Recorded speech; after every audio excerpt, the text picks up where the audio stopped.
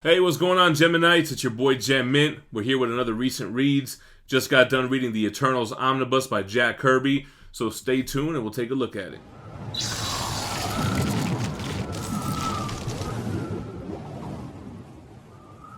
Alright guys, so I just got done reading the Eternals. I picked this out for a couple of reasons. First of all, I've always been interested in the Celestials ever since the 1993 Marvel Universe cards that showed the Celestials, and on the back, their power levels were uncharted.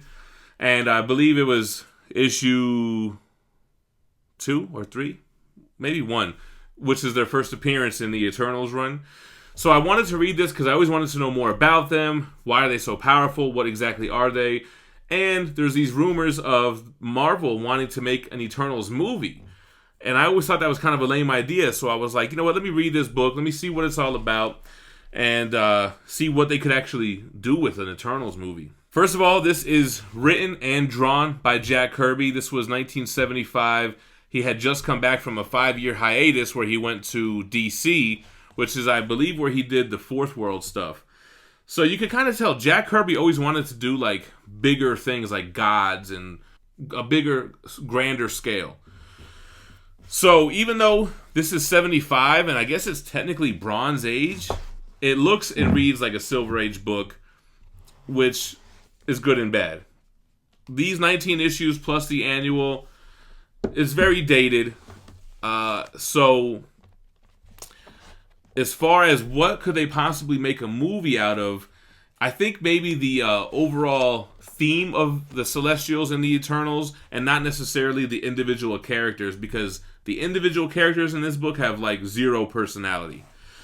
So bottom line, what are the Celestials? The Celestials are space gods. They're basically a civilization of beings from outer space that have immense power.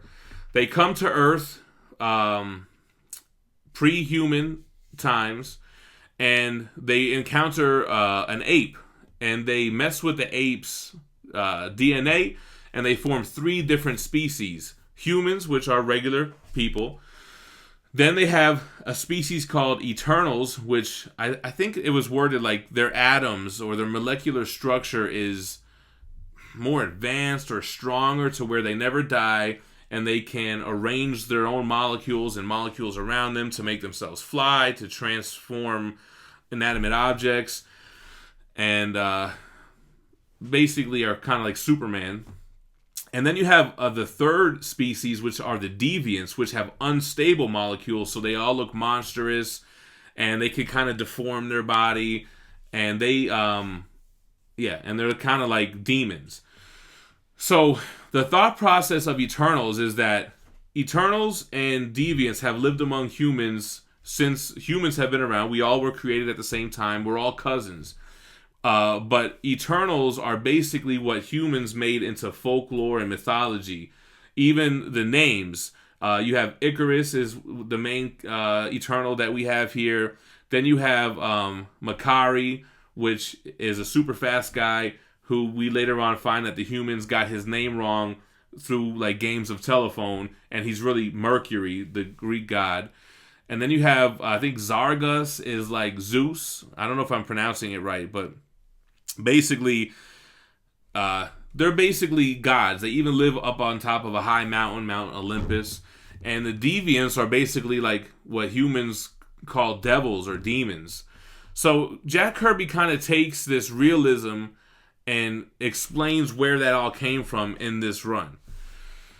So, kind of a mouthful, but that explains, the Celestials' initial role in human and mankind.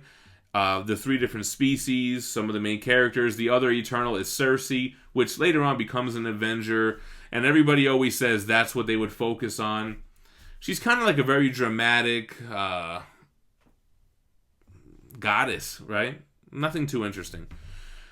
And then you have a couple human characters, but no big deal. So the plot of the Eternals is that Icarus, who goes by like Isaac Hicks, is his like fake human name, they basically find the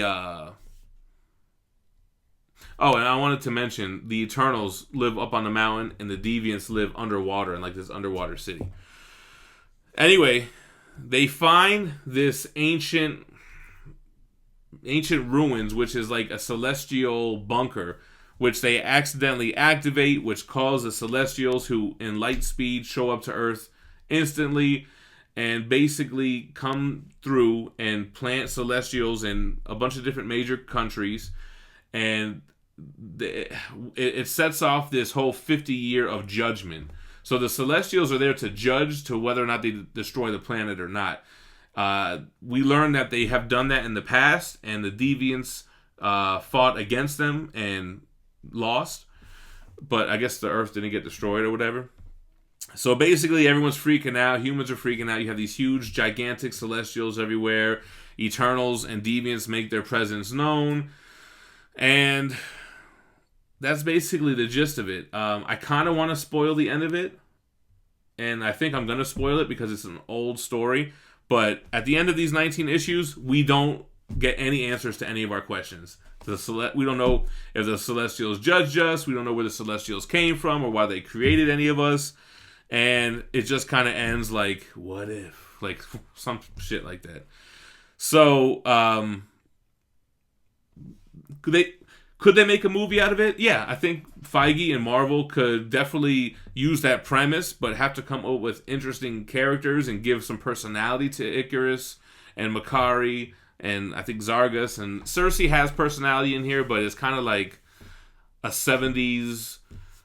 You know, it reminds me of, like, if you ever seen Scarface, like, the wife that Al Pacino eventually marries. Like, think that. Like, bougie 70s, she's probably doing coke on the table. Oh, let's party, da-da-da, kind of thing. So, she has personality, but they would have to modernize that a little bit. That's pretty much my review on the Eternals run. Let's go ahead and flip through some of the art, and we'll take a look at the actual omnibus. The omnibus used to be a little bit of a whale. It has a $75 cover price, and it's one of those that ended up going out of print and selling for a lot. But I think recently people have been snagging it up for cheap, so I don't know that it's really a whale anymore. Let's flip through and take a look at the artwork. Good, Jack King Kirby, so you can't go wrong there. Let's see what it's all about. Oh, wait, before we do that, I thought it was interesting that the Eternals comic takes place in the real world, not the Marvel 616. So one time, I think Cersei or one of the Eternals changes somebody's head into the Thing from Fantastic Four. And somebody in the crowd mentions that. So I'm thinking, okay, cool. The Fantastic Four exist in this world. This is the Marvel 616. But then later on, they have this 3-story arc about these students that create a robotic version of the Hulk. And some cosmic shit happens and makes that robot come alive. And then they start saying that this is the Incredible Hulk from the Marvel comic books in the comic book. Almost like he wasn't real in that universe. It was almost like our world. And we know Hulk from comic books. And now here's this robotic Hulk that's trashing the city. So I thought that was kind of weird, man. And we didn't need 3 issues to go over that story, believe me. Anyway, let's take a look at the art. All right, so looking at the cover of the Dust Jacket, it's the cover from issue 1. I like it when they change the dollar amount to reflect the actual amount of the omnibus, so still only $75. So when gods walk the earth, that can kind of mean the Eternals, right? And it also can mean the Celestials. So this is like the device they find. This is Icarus when he's with the humans and they initially uncover the ruins. Here is the Omni. It's a pretty thin omnibus. Jack Kirby art and story. Has all 20 covers, which is issues 1 through 19 and annual 1. All the covers are kind of crazy too.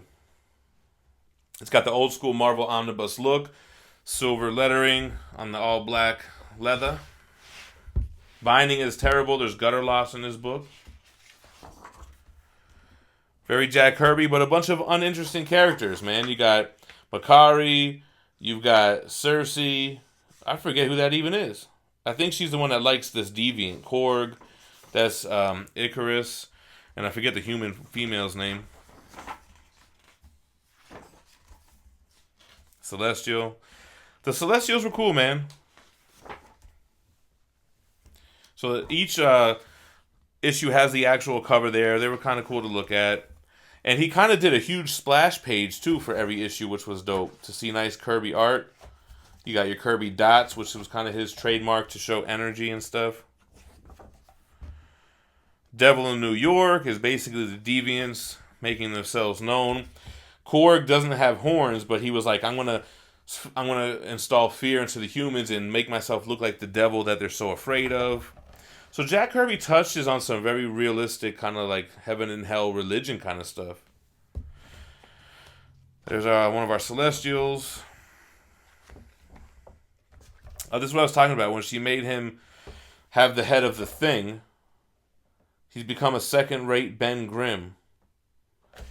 Oh my gosh, it looks like that guy in the Fantastic Four. So that's when I read that, I was thinking, okay, so this is in the Marvel Universe, right? I assume, the Celestials are in the Marvel Universe. But I'll show you guys what I'm talking about with the Hulk thing. So this is Hulk, but he's not really Hulk. He's just a robot that these students created. I'm probably not going to be able to find that thing I was talking about.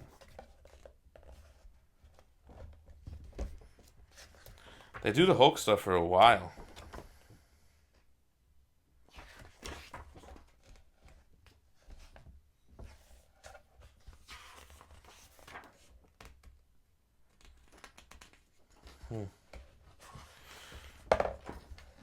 I feel like I gotta find that now. Yeah, look at this. So he says, hey, mister, ask if Doctor Doom and Thor are fighting too. And here it says, these comic fans think that all of Marvel's characters are running amok. Huh. These comic fans. And I think they say Marvel too.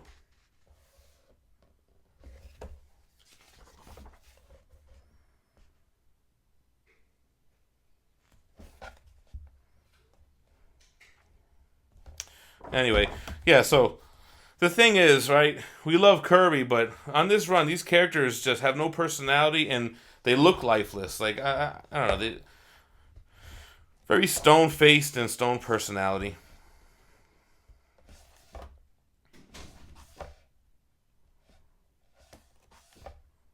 So, that's about that. Alright guys, so that's the Eternals. I think I touched on everything I wanted to talk about. Overall, would not recommend this run to read. It was kind of boring, a little bit of a slog. But, some things were interesting. I liked the lore, but I just don't think that it ended well. Let me know what you think about the Eternals. I know there are other runs and more modern runs I haven't read yet. What do you think? Is it a good movie prospect for the MCU? Personally, I don't think so. Let me know what you think about that. What do you think about Jack Kirby's run? And hit the like on the way out if you enjoyed the video. Make sure to subscribe to the channel for more daily content, which includes recent reads, hauls, CGC spotlights, statue unboxing and reviews, and live shows. We do a lot of diverse content, so make sure to check us out and stay subbed up. Also, stay minty. Peace.